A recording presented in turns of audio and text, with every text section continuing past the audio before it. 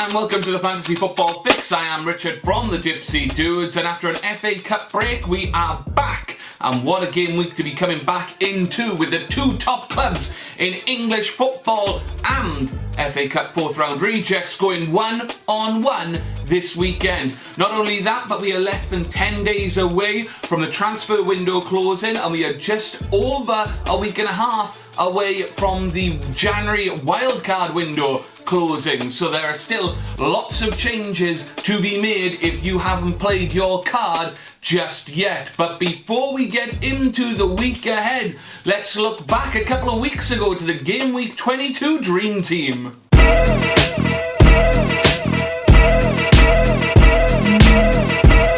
My personal favourite 3-4-3 formation with another strong week from London clubs who supplied 8 out of the 11 players in the team. In attack, Diego Costa kept up his form with 2 goals and an assist and man of the match display, along with Dwight Gale of Crystal Palace, who made it 3 goals in 2 outings for the Eagles. Alongside them, Enner Valencia had his first significant week since November 1st without scoring any goals. 2 assists and max bonus points, getting him into double figures. In midfield, I'mOscar.com continued his brilliant form, making it into the Dream Team 2 weeks in a row with a mighty 15-point haul. He started the last 3 games and he has scored 32 points from 3 goals, 2 assists and 5 bonus points. And at 8.3 million, it looks like Jose Mourinho is finally putting his faith in I'mOscar.com.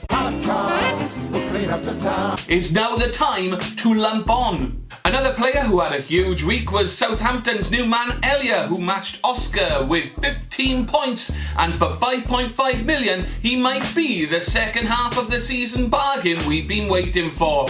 Though the same could be said for Jason Puncheon, who made it 2 Dream Teams in a row with a goal, assist and deuce bonus points. Another £5.5 million option, and with the fixtures that Crystal Palace have coming up, I'd once again say he is definitely worth considering. Santi Cazorla had a perfect week with a goal, assist, clean sheet and max bonus points. Finally in defence, Ivanovic kept his rich form going, with Monreal having one of his classic feast or famine weeks and Jagielka making it a rare appearance from an Everton player in the Dream Team this season, and West Brom's Ben Foster sneaking in with a clean sheet and a save bonus. I think there's a lot of players to consider in that Dream Team for your team going forward, and with that in mind, let's take a look at the players for your consideration for Game Week 23.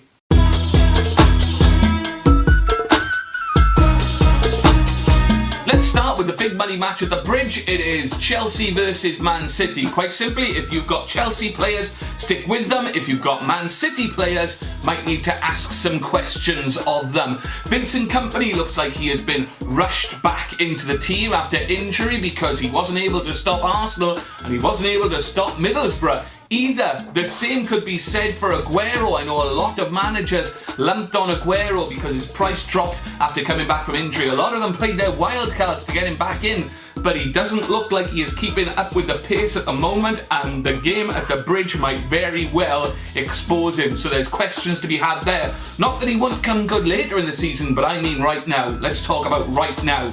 Chelsea, meanwhile, might have had a mare against Bradford in the FA Cup. They may have struggled to get past Liverpool in the League Cup, but in the Premier League they are switched on. They took Swansea apart at the Liberty Stadium, and not many people go to the Liberty Stadium and hammer Swansea. You've got Costa who's scoring goals, so the question remains about whether he might have an impending suspension because of the antics that happened in that League Cup game against Liverpool. Ivanovic is getting great defensive points and he's scoring all over the place. He scored in midweek again. I'mOscar.com is the form man at the moment.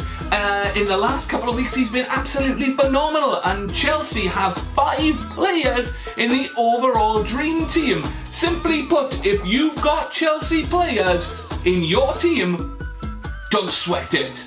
But if you've got Man City players, there's some thinking to be done about whether you need to make some changes. Now, if you're looking for a lump-on game to get some points this weekend, I've got two options for you. Firstly, Arsenal play host to a team that is incapable of scoring in the league. Aston Villa. They haven't scored in the league as a team since game week 17. So you've got to be looking at the likes of Koscielny in defence, or Monreal if you need a budget option. Get Arsenal defending players.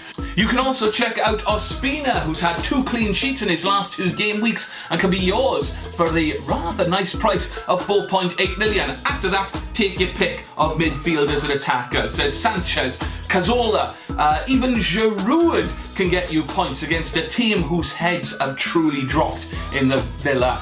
I know they got that win in the FA Cup, and I know they've got this new guy Gill, but one player does not a team make, in my opinion. The really good thing about Arsenal, though, is that there are players who are coming back from injury, including a fantasy football favourite of mine, Theo Walcott. Now, he may have only played 77 minutes in the league so far this season, but he scored in the Cup last Sunday, and like I've said before, he is a point-scoring machine. He was built by the gods to score fantasy football points.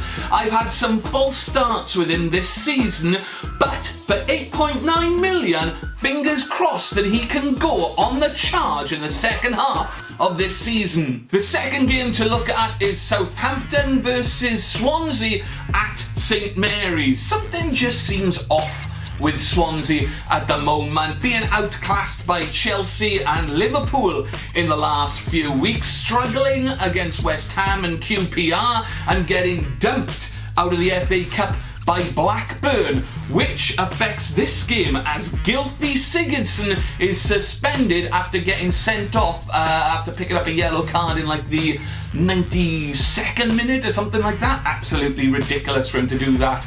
Maybe it is time to cut ties with Gylfi. Maybe now is the time to say, do you know what, we've had a good first half of the season, I'm going to check out here, I'm going to take what I've got and move on. Because he's only had 6 points in his last 3 game weeks. The Swans have added to their ranks. They've got Kyle Norton coming in, and at 4.3 million, he might be a good bench option for you going forward. But there's just a cloud over the Liberty Stadium at the moment, and they need a boost, and I cannot see it happening against Southampton. If you were looking to drop Siggy for a new midfielder, what about the new man that we mentioned earlier, Elliot? 2 games and 18 points for Maloney from Werder Bremen, and he's already halfway to matching the goals tally he achieved for Werder Bremen in 68 games, in 2 games already for Southampton. His career has been in free fall since the 2010 World Cup. He's been getting some unfavourable comparisons to professional waste of space Mario Balotelli, but he has come out and said that he would run through fire for his new boss, and for 5.5 million, again, another midfield option. I'd fancy him to fill the gap that was left by Mane in Southampton's midfield, and possibly in your midfield as well. But for this week, get up all in those Southampton players. Just get them all in there. Now for a team I'm pretty sure I've talked about the least so far this season, it's West Brom. With Tony Pulis in charge, are clean sheets guaranteed? Well, he's had 2 in a row, and they take on Spurs at the Hawthorns this game week, followed by a away trip to Burnley, and then hosting the Swans again after that.